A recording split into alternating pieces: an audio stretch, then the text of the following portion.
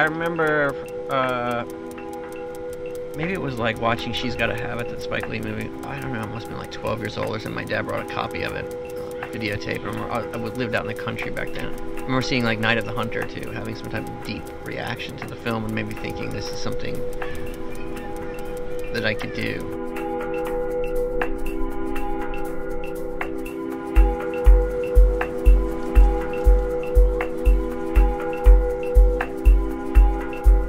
I used to skateboard a lot, and so I think at some point I realized like maybe I'm not going to be like the best skateboarder, but I think I want to try making films. I had a creative writing class in high school. I think it was a freshman or something. And I wrote this short story, and the teacher said it was really good. And I'd never had a teacher anyone say that. Usually it was the opposite, telling me how horrible I was. And she's like, "What do you want to do?" I was like, "I want to make movies." She said, "If I got you some money, could you turn this into the story into a film?" And that was probably the first thing I ever made, like movie-wise. I try not to know too much about why I do the things I do or what it is I'm attracted to. It's more like a feeling or something.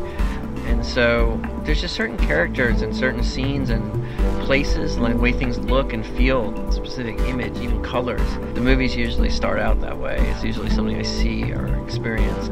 I want to try to see if it's possible to like tell a story in that world, inhabit that. Ideas change, aesthetics change, feelings change, but I think at the same time I'm probably attracted to a lot of the same stuff I was when I was a kid.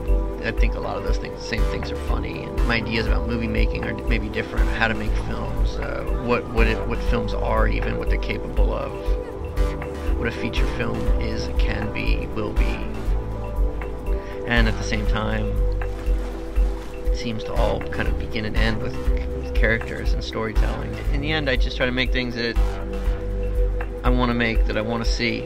I feel like I want to show people, I want to create. I do it because nobody else is doing it in that way. And past that, I'm not sure. I feel like it's just raining images coming from everywhere. High, low, in between.